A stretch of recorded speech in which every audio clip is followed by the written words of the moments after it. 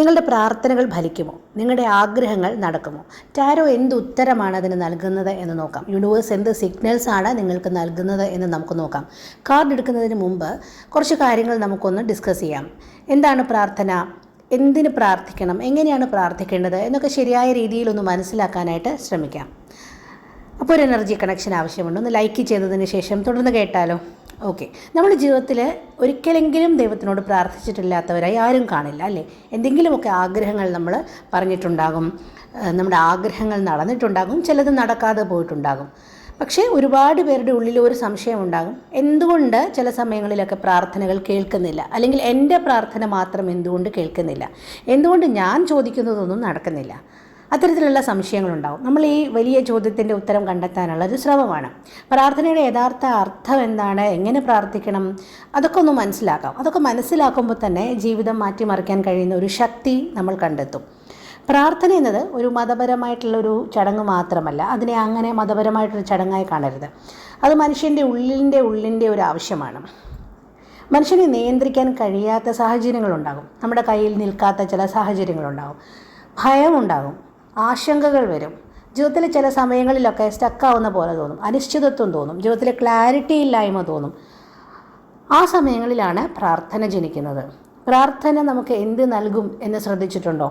നിങ്ങളുടെ മനസ്സിന് വളരെയധികം ശാന്തി നൽകും, നിങ്ങൾക്ക് ആത്മവിശ്വാസം നൽകും, നിങ്ങൾക്കൊരു ദിശാബോധം നൽകും, നിങ്ങൾക്ക് പ്രത്യാശ നൽകും.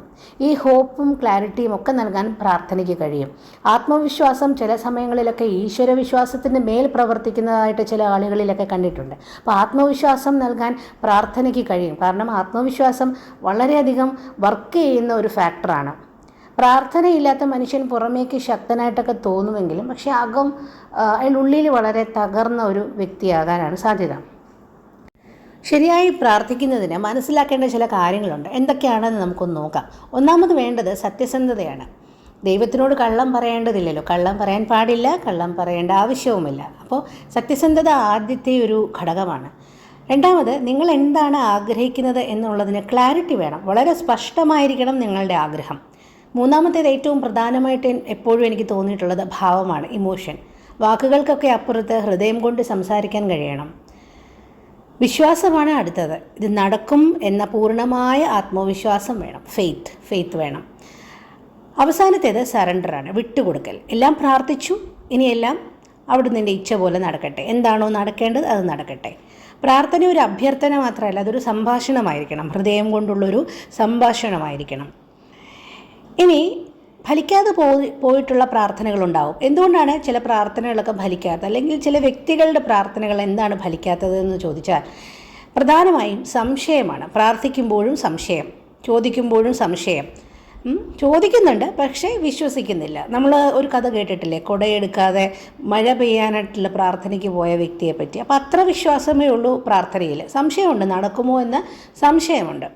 പിന്നെയുള്ളത് വിരുദ്ധ ചിന്തകളാണ്, കോൺട്രഡിക്ടറി തോട്ട്സ് എന്ന് പറയും. എനിക്കിത് വേണം എന്ന് ആഗ്രഹമുണ്ട്, എനിക്കിത് വേണമെന്ന് പ്രാർത്ഥിക്കുന്നുമുണ്ട്, എന്നാൽ ഉള്ളിൻ്റെ ഉള്ളിൽ എനിക്കിത് കിട്ടില്ല എന്നുള്ള വിശ്വാസമുണ്ട്, അല്ലെങ്കിൽ എനിക്കിത് ആവശ്യമില്ല എന്നോ എനിക്ക് കിട്ടില്ല എന്നോ എനിക്കതിന് അർഹതയുണ്ടോ എന്നൊക്കെയുള്ള സംശയങ്ങളുണ്ട്.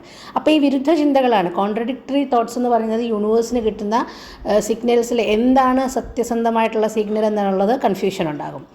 മൂന്നാമത്തേത് ഭയമാണ്, ഫിയർ ബേസ്ഡ് പ്രെയർ എന്ന് പറയും. ഭയത്തിൽ നിന്നുള്ള പ്രാർത്ഥന നെഗറ്റീവ് ഫലങ്ങളാണ് കൊണ്ടുതരുന്നത്.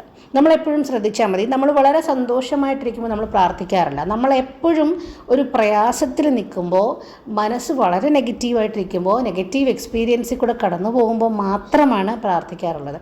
വളരെ സന്തോഷമായിട്ടിരിക്കുമ്പോൾ, വളരെ ഹൈ എനർജിയിലിരിക്കുമ്പോൾ, ഒരു ധ്യാനം കഴിഞ്ഞു അല്ലെങ്കിൽ ഒരു നല്ലൊരു സത്സംഗത്തിലിരുന്നു, ആ സമയത്തൊക്കെ നമ്മുടെ എനർജി വളരെ പീക്കായിരിക്കും. അത്തരത്തിൽ എനർജിയിൽ ഇരിക്കുമ്പോൾ വേണം നമ്മുടെ പ്രാർത്ഥനകൾ സമർപ്പിക്കാനായിട്ട്. അത് വേഗം ഫലം ലഭിക്കും. അതേസമയം നമ്മളൊരു പ്രശ്നത്തിൽ നിൽക്കുമ്പോൾ നമ്മൾ പ്രാർത്ഥിക്കും, സ്വാഭാവികമാണ്. പക്ഷേ അതിൻ്റെ ഫലം എങ്ങനെയായിരിക്കും എന്നാണ് പറയുന്നത്. നമ്മളൊരു വളരെ ഡൗൺ ആയിട്ടുള്ള എനർജിയിൽ നിന്നൊരു പ്രാർത്ഥന കൊടുക്കുമ്പോൾ, ഒരു പ്രാർത്ഥിക്കുമ്പോൾ അതിന് ഫലം ചിലപ്പോൾ കുറവായിരിക്കും. അതേസമയം നമ്മളുടെ ആഗ്രഹങ്ങളൊക്കെ നമ്മൾ ഒരു ധ്യാനത്തിന് ശേഷം അല്ലെങ്കിൽ സത്സംഗത്തിന് ശേഷം അത്രയും എനർജി ഹൈയിൽ നിൽക്കുമ്പോൾ നിങ്ങൾ പ്രാർത്ഥിച്ചാൽ ആ ആഗ്രഹത്തിന്, ആ പ്രാർത്ഥനകൾക്ക് ഫലം കുറച്ചും കൂടി വേഗമായിരിക്കും കിട്ടുന്നത്. പിന്നെയുള്ളത് പേഷ്യൻസ് ഇല്ലായ്മയാണ്. അതായത് ഇന്ന് പ്രാർത്ഥിച്ചു നാളെ കിട്ടിക്കോണം, അങ്ങനെ ഒരു പേഷ്യൻസ് ഇല്ലായ്മ പലർക്കും ഉണ്ട്. അടുത്തത് അഹങ്കാരമാണ്, ഈഗോ. എനിക്ക് ഇങ്ങനെ തന്നെ വേണം എന്നൊരു അഹങ്കാരമുണ്ട്. അഹങ്കാരത്തോടു കൂടി പ്രാർത്ഥിക്കുന്നത് അതും ഫലം ലഭിക്കാനായിട്ട് താമസമുണ്ടാകും. അപ്പോൾ ഈ തടസ്സങ്ങളൊക്കെ ദൈവം സൃഷ്ടിക്കുന്ന തടസ്സങ്ങളാണോ? അല്ല. ഒന്ന് നോക്കിയാൽ അഹങ്കാരം, ക്ഷമയില്ലായ്മ, ഈ ഭയം, വിരുദ്ധചിന്ത, സംശയം എന്നൊക്കെ പറയുന്നത് എവിടെയുള്ള പ്രശ്നങ്ങളാണ്? നമ്മുടെ മനസ്സിൻ്റെ സൃഷ്ടികളാണ് അല്ലേ? നമ്മുടെ മനസ്സിലുള്ള പ്രശ്നങ്ങളാണ്. പുറമേ നിന്നുള്ള ബാഹ്യമായിട്ടുള്ള ഇൻഫ്ലുവൻസ് ഒന്നും അല്ല നമ്മുടെ പ്രാർത്ഥനയ്ക്ക് ഫലം കാണാതിരിക്കുന്നതിനുള്ള കാരണം എന്ന് മനസ്സിലായില്ലേ? അപ്പോൾ ഈ കാര്യങ്ങളൊക്കെ കറക്റ്റ് ചെയ്തതിന് ശേഷം പ്രാർത്ഥിച്ചാൽ നമുക്ക് വേഗം പ്രാർത്ഥനയ്ക്ക് ഫലം കിട്ടും. അതുപോലെ പ്രാർത്ഥനയ്ക്ക് പിന്നിൽ ശക്തമായിട്ടുള്ളൊരു മനഃശാസ്ത്രമുണ്ട്. നമ്മുടെ സബ് കോൺഷ്യസ് മൈൻഡ് നമ്മൾ വിശ്വസിക്കുന്നതെല്ലാം അതിൽ പതിയും. അപ്പോൾ ഈ തോട്ട് പാറ്റേൺസ്, അതൊരു പ്രത്യേക തോട്ട് പാറ്റേൺസിനെ സൃഷ്ടിക്കും. അങ്ങനെ അത് ബ്രെയിനിനെ റീപ്രോഗ്രാം ചെയ്യും. എനിക്ക് കഴിയില്ല എന്ന് പറയുമ്പോൾ നിങ്ങൾ വിചാരിക്കുമ്പോൾ ബ്രെയിനിനൊരു ബ്ലോക്ക് ഉണ്ടാകുകയും എനിക്ക് സാധിക്കും എന്ന് പറയുമ്പോൾ ബ്രെയിൻ അത് ഓപ്പൺ ചെയ്യുകയും ചെയ്യുന്നു. അപ്പോൾ പ്രാർത്ഥന എന്ന് പറയുന്നത് നമ്മളോട് തന്നെ പറയുന്ന സജഷനാണ്, നമ്മളോട് തന്നെ പറയുന്നതാണ്, നമ്മുടെ മനസ്സിനോട് പറയുന്നതാണ്. നമ്മുടെ സബ് കോൺഷ്യസ് മൈൻഡാണ് അത് നടത്തി തരുന്നത്. മനസ്സിലായോ? അപ്പോൾ നമ്മളെ പ്രാർത്ഥിക്കുമ്പോൾ നമ്മുടെ ചിന്തകൾ മാറും. ചിന്തകൾ മാറുന്നതിൻ്റെ ഫലമായിട്ട് നമ്മളുടെ എനർജി പോസിറ്റീവാകും, എനർജി ഉയരും. അപ്പോൾ എന്താവും? പ്രവർത്തനം മാറും. നമ്മൾ പ്രവർത്തിക്കും അതിനു വേണ്ടി. അപ്പോൾ നമുക്ക് ഫലം കിട്ടും. ഇങ്ങനെയാണ് അത് പ്രവർത്തിക്കുന്നത്. പ്രാർത്ഥനകൾ സക്സസ് ആകുന്നത് അങ്ങനെയാണ്. ആദ്യം മാനസിക തലത്തിൽ ഈ പ്രാർത്ഥനകൾ ഫലിച്ചു തുടങ്ങും. അതായത് നമ്മുടെ ചിന്തകൾ മാറി തുടങ്ങുന്നു. പിന്നെ ഇമോഷണൽ ലെവലിലേക്ക് അത് വരും. ഇമോഷണൽ ലെവലിൽ വരുമ്പോൾ നമ്മുടെ എനർജി കൂടുന്നു. പിന്നെ അത് ബിഹേവിയറൽ ലെവലിലേക്ക് വരും. അപ്പോൾ എന്താ? നമ്മുടെ പ്രവർത്തനങ്ങൾ മാറുന്നു. നമ്മൾ ആക്ഷൻ എടുക്കും. നമ്മൾ എന്താണോ പ്രാർത്ഥിക്കുന്നത് അത് നടക്കാൻ വേണ്ടിയുള്ള ആക്ഷൻ എടുക്കും. ഇതെല്ലാം കൂടി ചേരുമ്പോൾ അതിൻ്റെ ഫലം ഉറപ്പായും നമുക്ക് ലഭിക്കും. യൂണിവേഴ്സ് എന്ന് പറയുന്നത് ഒരു എനർജിയാണ്. പ്രാർത്ഥന എന്ന് പറയുന്നത് ഒരു വൈബ്രേഷനാണ്. അപ്പോൾ കറക്റ്റായിട്ടുള്ള വൈബ് നമ്മൾ അയക്കുമ്പോൾ കറക്റ്റായിട്ടുള്ളത് തിരിച്ച് നമുക്ക് ലഭിക്കും. അപ്പം പ്രാർത്ഥന എന്ന് പറയുന്നത് ദൈവത്തിനോട് സംസാരിക്കുക. അപ്പോൾ യൂണിവേഴ്സിനോട് റെസനേറ്റ് ചെയ്യുന്നതാണത്. അത് യൂണിവേഴ്സിനോട് റെസനേറ്റ് ചെയ്യുന്നതായിരിക്കും ആ പ്രാർത്ഥന. അങ്ങനെ ചെയ്യുമ്പോഴാണ് ഫലം വേഗത്തിൽ കിട്ടുന്നത്. ഇനി നിങ്ങളുടെ പ്രാർത്ഥനയുടെ ഫലം എന്താണ് എനർജി എന്നുള്ളതും കൂടി നമുക്ക് നോക്കാം. ഓക്കെ, പ്രാർത്ഥനയുടെ ഇപ്പോഴത്തെ ഒരു കറണ്ട് എനർജി എന്താണെന്ന് നോക്കിയപ്പോൾ 7 ഓഫ് സോർട്സ് ആണ് വന്നത്. 7 ഓഫ് സോർട്സ് പറയുന്നത് നിങ്ങളുടെ പ്രാർത്ഥിക്കുന്നുണ്ട്, പക്ഷേ നിങ്ങളുടെ ഉള്ളിൽ ഒരു പൂർണ്ണമായിട്ടും അതിനോടൊരു വിശ്വാസം കാണിക്കുന്നില്ല എന്നുള്ളതാണ്. ചില കാര്യങ്ങളൊക്കെ നിങ്ങൾ തന്നെ അവോയ്ഡ് ചെയ്യുന്നുണ്ട് എന്നുള്ളതാണ് 7 ഓഫ് സോർട്സ് കാണിക്കുന്നത്. അതായത് നിങ്ങൾ മാനിഫെസ്റ്റേഷൻ ബ്ലോക്ക് ആകുന്നത് നിങ്ങളുടെ ഉള്ളിൽ നിന്ന് തന്നെയാണ് എന്നാണ് 7 ഓഫ് സോർട്സ് കാണിക്കുന്നത്. എന്താണ് ബ്ലോക്ക് എന്ന് നോക്കാം. എന്താണ് ബ്ലോക്ക് എന്ന് നോക്കുമ്പോൾ 4 ഓഫ് സോർട്സ് ആണ്. അതായത് നിങ്ങൾ ആക്ഷൻ എടുക്കുന്നില്ല, നിങ്ങളൊരു വെയിറ്റിങ്ങിലാണ്. എപ്പോഴും നിങ്ങളൊരു കാത്തിരിക്കാൻ ദൈവം ചെയ്യും എന്നുള്ളത് അല്ല, ആക്ഷൻ എടുക്കണം. അപ്പോൾ നിങ്ങൾക്കിപ്പോൾ ഒരു മാനസികമായിട്ട് തളർച്ചയുണ്ടാകും, അല്ലെങ്കിൽ ഒരുപാട് ഓവർ തിങ്കിങ്ങിൻ്റെ പ്രശ്നങ്ങളുണ്ട്. ഓവർ തിങ്കിങ് കാരണം നിങ്ങൾക്ക് ഈ ബ്ലോക്കുകളൊക്കെ സംഭവിക്കാം.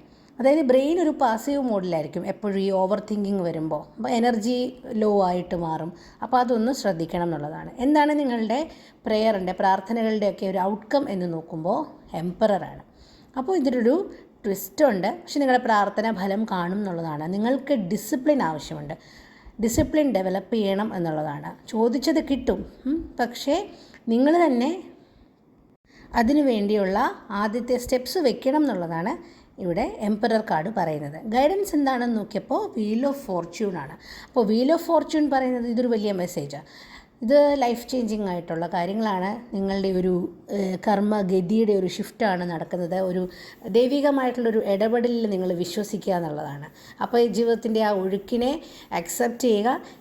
അതായത് നിങ്ങളുടെ പ്രാർത്ഥനകൾ സറണ്ടർ ചെയ്ത് പൂർണ്ണമായ വിശ്വാസത്തോടു കൂടി സറണ്ടർ ചെയ്താൽ അതിന് ഫലം ലഭിക്കും എന്നുള്ളതാണ്. അപ്പോൾ ഒന്ന്, മൈൻഡ് ക്ലിയർ അല്ല, മൈൻഡ് ക്ലിയർ ആക്കുക. രണ്ടാമത്തെ, നിങ്ങളുടെ പ്രശ്നം നിങ്ങൾക്ക് ആഗ്രഹമുണ്ട് പക്ഷേ അതിനുവേണ്ടി ആക്ഷൻ എടുക്കുന്നില്ല എന്നുള്ളതാണ്. അതൊന്ന് കറക്റ്റ് ചെയ്യുക. എംപറർ പറഞ്ഞു തരുന്നത് നിങ്ങൾ കുറച്ച് ഈഗോ ഉണ്ടെങ്കിൽ അതൊന്ന് കൺട്രോൾ ചെയ്യുക എന്നുള്ളതാണ്. വീൽ ഓഫ് ഫോർച്യൂൺ എന്താ പറയുന്നത്? ഒരു ഡിവൈൻ ടൈമിംഗ് വരുന്നുണ്ട്, ഒരു ദൈവികമായിട്ടുള്ളൊരു ഇടപെടൽ വരുന്നുണ്ട്. അപ്പോൾ സത്യസന്ധമായിട്ടുള്ള ആഗ്രഹങ്ങൾ വയ്ക്കുക. സത്യസന്ധമായിട്ട് ആ പ്രാർത്ഥനകൾ ശരണാഗതിയിൽ നിങ്ങളത് സമർപ്പിക്കുക. എന്നിട്ട് ദിവസവും ഈ ആഗ്രഹങ്ങൾ നടന്നതായിട്ട് വിഷ്വലൈസ് ചെയ്യുക. ഓൾറെഡി ഇതൊക്കെ നടന്നതുപോലെ നിങ്ങൾ ഫീൽ ചെയ്യുക. അപ്പോൾ നിങ്ങളുടെ ആഗ്രഹങ്ങളൊക്കെ നടക്കും.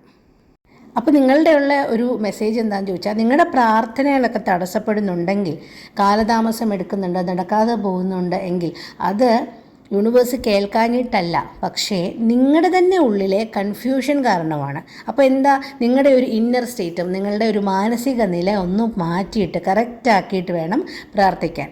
സംശയത്തോടുകൂടി ഒരു കാരണവശാലും പ്രാർത്ഥിക്കാൻ പാടില്ല. പ്രാർത്ഥിച്ചു കഴിഞ്ഞാൽ അത് പൂർണ്ണമായും സറണ്ടർ ചെയ്യുക, സമർപ്പിക്കുക. അതിനെപ്പറ്റി പിന്നെ അതിനെനിക്ക് അർഹതയുണ്ടോ, അതെനിക്ക് കിട്ടുമോ, കിട്ടിയാൽ എങ്ങനെയായിരിക്കും, അങ്ങനെയുള്ള സംശയങ്ങളൊന്നും പാടില്ല. ക്ലാരിറ്റി വേണം, നിങ്ങളുടെ ആഗ്രഹങ്ങൾക്ക് ക്ലാരിറ്റി വേണം. ഈ മനസ്സിൻ്റെ ഈ ക്ലാരിറ്റി തന്നെ നിങ്ങൾക്ക് ഫലം കൊണ്ടുതരുന്നതാണ്. ഓക്കെ, അപ്പോൾ ചുരുക്കം പറഞ്ഞാൽ നിങ്ങൾ ചെയ്യേണ്ടത് എന്താണ്? മനസ്സിനെ സത്യസന്ധമാക്കുക, നിങ്ങളുടെ പ്രാർത്ഥനയെ സത്യസന്ധമാക്കുക, നിങ്ങളുടെ ചിന്തകളിൽ വ്യക്തത കൊണ്ടുവരിക, ക്ലാരിറ്റി കൊണ്ടുവരിക. നിങ്ങൾ ആക്ഷൻ എടുക്കുക, ഇൻസ്പയർഡ് ആക്ഷൻ. നിങ്ങൾ മാനിഫെസ്റ്റ് ചെയ്യുന്ന കാര്യങ്ങൾക്ക് വേണ്ടിയിട്ടുള്ള ആക്ഷൻ നിങ്ങൾ ചെയ്തു തുടങ്ങണം. ഇനി ദൈവികമായിട്ടുള്ളൊരു ഇടപെടലുണ്ട്, അതിനൊരു സമയമുണ്ട്, ഡിവൈൻ ടൈമിംഗ്. ആ സമയത്തിനെ വിശ്വസിക്കുക. അപ്പോൾ പ്രാർത്ഥന ഫലിക്കാതിരിക്കാനായിട്ട് മറ്റ് കാരണങ്ങളൊന്നുമില്ല, പുറമേ നിന്നുള്ള കാരണങ്ങളൊന്നുമില്ല. അപ്പോൾ ആരാണ് ജീവിതം മാറ്റേണ്ടത്? നിങ്ങളാണ് നിങ്ങളുടെ ജീവിതത്തിനെ മാറ്റേണ്ടത്. ദൈവം വന്നല്ല നിങ്ങളുടെ ജീവിതം മാറ്റുന്നത്, നിങ്ങളാണ് നിങ്ങളുടെ ജീവിതത്തിനെ മാറ്റുന്നത്. അതിനെന്താണ് ചെയ്യേണ്ടത്? നിങ്ങളുടെ മനസ്സ് കറക്റ്റാക്കുക, പ്രാർത്ഥിക്കേണ്ട രീതികൾ കറക്റ്റാക്കുക. അപ്പോൾ നിങ്ങളുടെ പ്രാർത്ഥന ഒരിക്കലും വെറുതെ ആകത്തില്ല. അത് നിങ്ങൾ ചോദിക്കുന്നതിനേക്കാൾ മുമ്പ് തന്നെ നിങ്ങളെ മാറ്റുകയാണ് ചെയ്യേണ്ടത്. നിങ്ങളെ മാറ്റിയതിന് ശേഷം നിങ്ങൾ പ്രാർത്ഥനകൾ സമർപ്പിക്കുക. അപ്പോൾ എല്ലാവരുടെയും പ്രാർത്ഥനകൾ ഫലിക്കട്ടെ. എല്ലാവർക്കും ധനം, ഐശ്വര്യവും, സമ്പൽ സമൃദ്ധിയും ഐശ്വര്യവും ഒക്കെ ജീവിതത്തിൽ ഉണ്ടാകട്ടെ. അപ്പോൾ എന്നെ കേട്ടതിന് നന്ദി. സബ്സ്ക്രൈബ് ചെയ്യുക, കാത്തിരിക്കുക. താങ്ക്